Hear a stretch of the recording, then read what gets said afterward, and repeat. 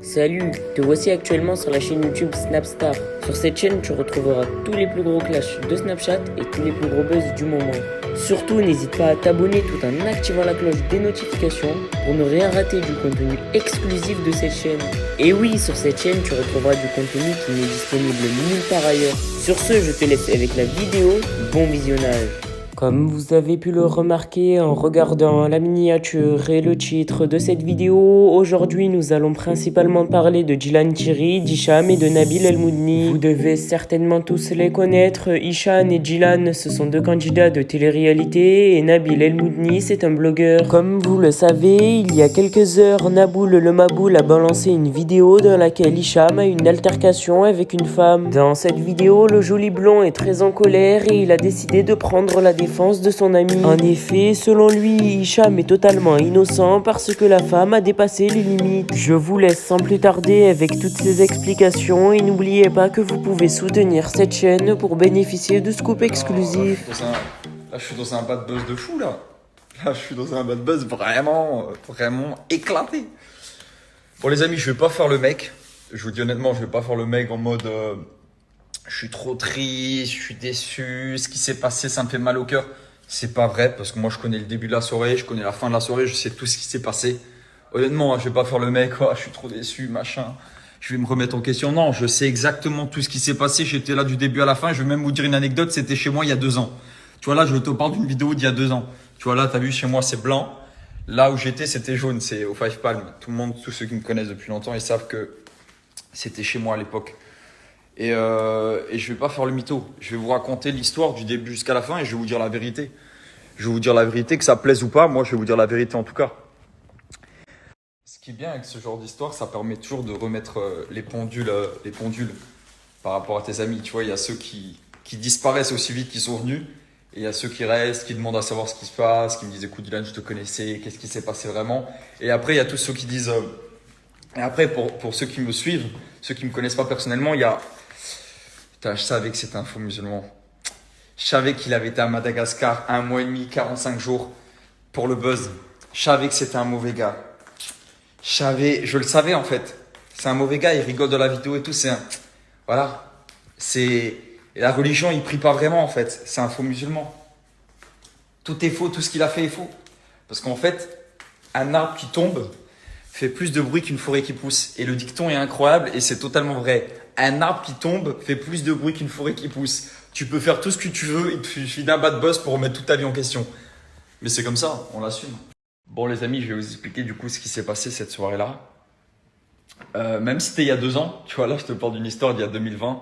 Et ça me donne le sourire parce que les gens vivent là en ce moment même par rapport à une histoire de l'époque. C'est-à-dire que ils te reprochent un truc d'il y a 2 ans. C'est-à-dire que moi je m'en contrefous. Genre là juste je m'explique pour que vous ayez l'explication et que vous ayez toute l'histoire, mais je m'en contrefous de ce qui s'est passé il y a 2 ans.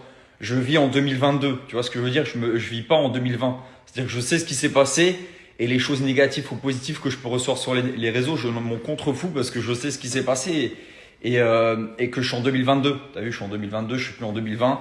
Mais je vais juste expliquer pour ma communauté qui me suit et qui me soutient, peu importe ce qui se passera, et même peut-être j'en ai déçu quelques-uns, c'est normal parce que je rigole de la vidéo et tout. Mais c'était en 2020. Tu vois, on est en 2022 et je m'en contrefous carrément. Je m'en contrefous carrément parce que je suis en 2022. Et en fait, je vis dans la vraie vie. C'est-à-dire que là, dans la vraie vie, on est en 2022. Je ne vis pas sur Instagram que l'histoire, elle est en 2020.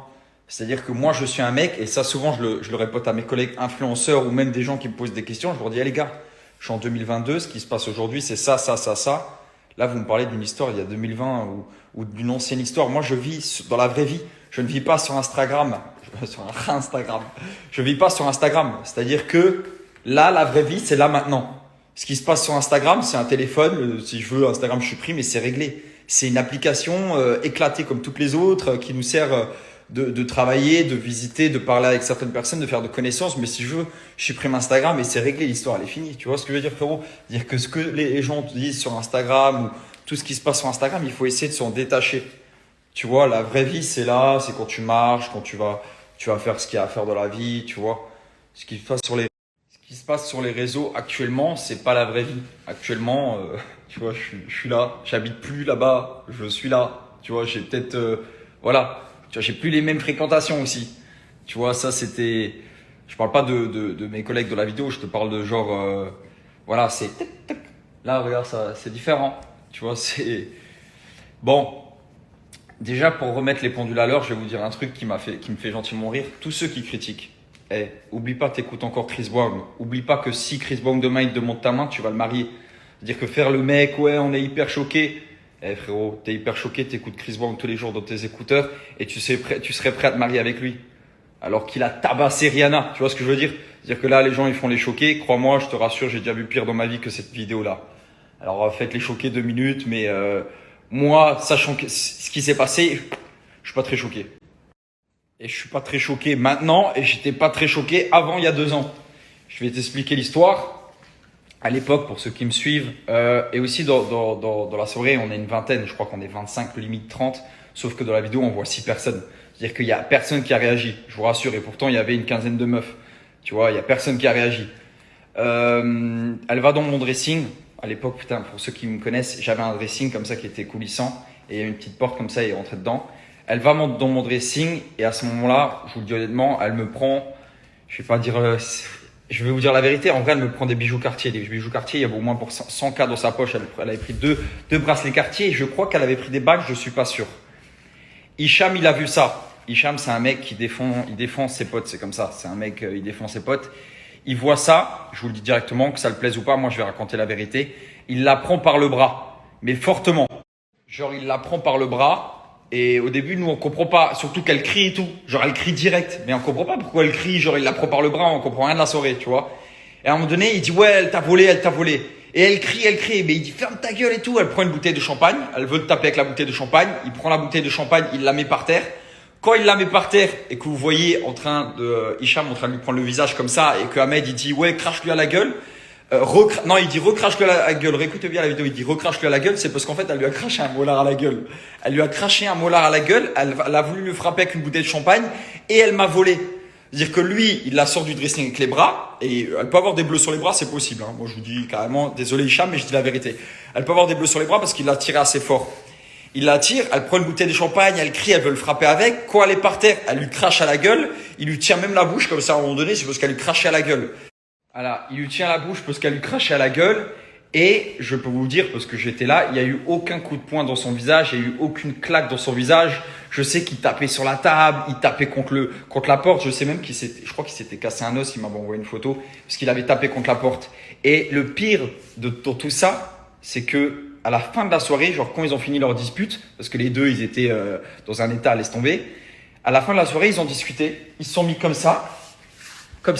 Ils allaient sur le balcon, machin, et ils discutaient ensemble comme si c'était 2 meilleurs amis. Et en fait, ce qui me fait drôlement rire, c'est qu'à aucun moment, elle a quitté l'appart, à aucun moment, elle a porté plainte. En fait, cette histoire, la fille elle-même, elle n'a rien fait. Elle a ni porté plainte, ni elle s'est barrée de l'appart. Et même après cette histoire, ils ont discuté ensemble, genre c'est des potes. Et il n'y a personne qui a réagi. Et pourtant, on était 30 dans l'appart. Mais ceux sur lesquels on va taper, c'est ceux qu'on voit dans la vidéo. Et c'est normal. Là, dans la vidéo, vous voyez le salon, mais il y a la chambre derrière, il y a une autre chambre derrière. Bon, je vous passe les détails, mais en vrai, moi, je suis pas dans la chambre, tu vois ce que je veux dire. Mais voilà, ils sont dans la chambre et il y a plein de monde. Et il y a des copines à elles qui sont sur le balcon et tout. Et tout le monde s'en bat les couilles. Et même nous, les candidats de télé que vous voyez dans la vidéo, on est là. Et même à un moment donné, on va voir Hicham. Je vous promets que c'est vrai. Je vais voir Hicham. Je dis, ouais, frère, quand même, abuse pas. Et il dit, t'inquiète, je sais ce que je fais. C'est-à-dire que le mec, il est encore lucide. Il me dit, t'inquiète, je sais ce que je fais. Se dire, t'inquiète, je vais pas lui défoncer la gueule. Parce qu'à un moment donné, moi, j'ai vu que c'était chaud.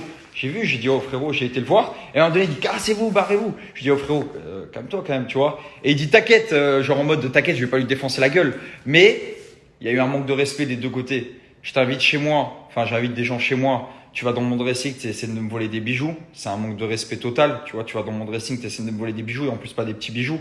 Peu importe la valeur des bijoux, mais tu allais repartir de chez moi avec 150 euros de bijoux. 150 000 euros de bijoux, pardon. Et après, quand on la prend en flagrant délit, tu débats encore. Genre en mode, tu cries, tu veux prendre la bouteille de champagne, tu veux taper Hicham avec, tu lui craches à la gueule. Et après, tu sais, il y a tous les super-héros qui me disent, ouais les gars, vous aurez pu appeler la police. Ouais les gars, vous aurez pu tout simplement lui dire de sortir, mais quand il lui tire le bras et tout ça, normalement quand il la tire c'est pour la dégager dehors, en mode casse-toi, genre tu vois. Quand il la tire, c'est pour la dégager dehors. Mais elle crie, elle veut prendre une bouteille de champagne, le taper avec, elle lui crache à la gueule. À un moment donné, ok, c'est Hicham le méchant, vous avez rigolé et tout. Moi, j'étais là au début et j'étais là à la fin. Et en aucun cas, je vais dénigrer Hicham parce que moi, je sais ce qu'il a fait. Tu vois, je sais qu'il lui a pas mis de patate et je sais qu'elle a pas porté plainte et il lui a pas mis de claque dans la gueule ou autre. Vraiment, il n'y a pas eu de coup. Et à un moment donné, elle lui crache au visage. Oui, il lui tient sa bouche. Bah, après, elle lui crache au visage, elle lui tape avec une bouteille de champagne. À un moment donné, il faut aussi. Merci à toi d'avoir visionné cette vidéo et surtout n'hésite pas à liker la vidéo et à nous donner ton avis dans l'espace commentaire. Sur ce, on se retrouve dans une prochaine vidéo. Peace.